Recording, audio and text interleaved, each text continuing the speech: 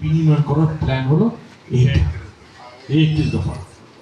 কাজে এটা যদি না পড়েন আপনি নিজে বুঝতে পারবেন, আর নিজের দলের দফাতে যদি না পড়েন তাহলে আপনার বুঝবেন, আপনি যদি না পড়েন তাহলে অন্য কেউ এটা পড়বে না। কাজে এটা আপনারা পড়ে এটা মানুষকে বুঝান। এখানে 31 দফা আমি একে একে বললে আজকে 2 ঘন্টা লাগবে, অবশ্যই সময়টা আমি আর নিচ্ছি না।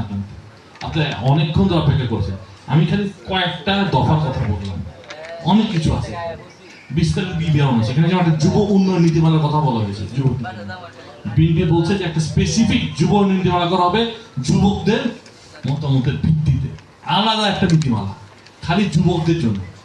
যেটা আমি বললাম, তরুণরা কিন্তু বাংলাদেশ বিনিময়ে একটা বিশাল বড় ভূমিকা রাখে, তাদের জন্য একটা সেপারেট নীতিমালা যে দরকার, এটা বিএনপি মনে প্রাণে অনুধাবন করে, আমাদের নেতা জনাব তারেক রহমান অনুধাবন করে।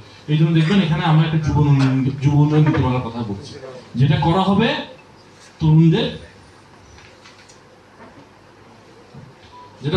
তরুণদের মতামতের ভিত্তিতে।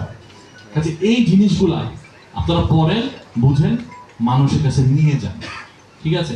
এখানে যে সবকিছু, হ্যাঁ আমি বলছি না আপনি একদম মুখস্থ করতে হবে, মুখস্থ করার কিছু নাই।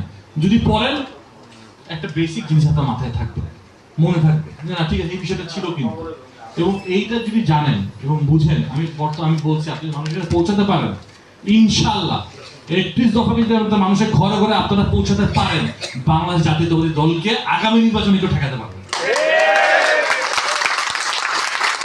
সবার জন্য কিছু না কিছু আছে, সবার কথা চিন্তা করে 31 দফা করা হয়েছে, ঠিক আছে? এবং যেটা বললাম, বাংলাদেশের প্রথম সংস্কার প্রস্তাব হলো 31 দফা। এখন সবাই সংস্কার চিরায়, তখন বিএনপি যখন সংস্কার প্রস্তাব দিয়েছে, সংস্কারের কথা কেউ চিন্তাও করে না। এবং বিএনপি সংস্কার প্রস্তাব কখন দিয়েছে, 31 দফা কখন দিয়েছে? যখন বিএনপি আন্দোলনের মধ্যে ছিল। ওই সময়টা 2023 সালেও যখন আমরা নির্যাতন নিপীড়নের মধ্যে ছিলাম, তখন আমাদের নেতা জনাব তারেক রহমান চিন্তা করছেন রাষ্ট্র কেমনে পরিচালনা করা যায়, দেশের জন্য কি করা যায়। উনি একদিকে আন্দোলনের নেতৃত্ব দিয়েছেন, আমাদেরকে বর্তমান ভবিষ্যৎ বাংলাদেশের ভিশনটাও দিয়েছেন একসাথে।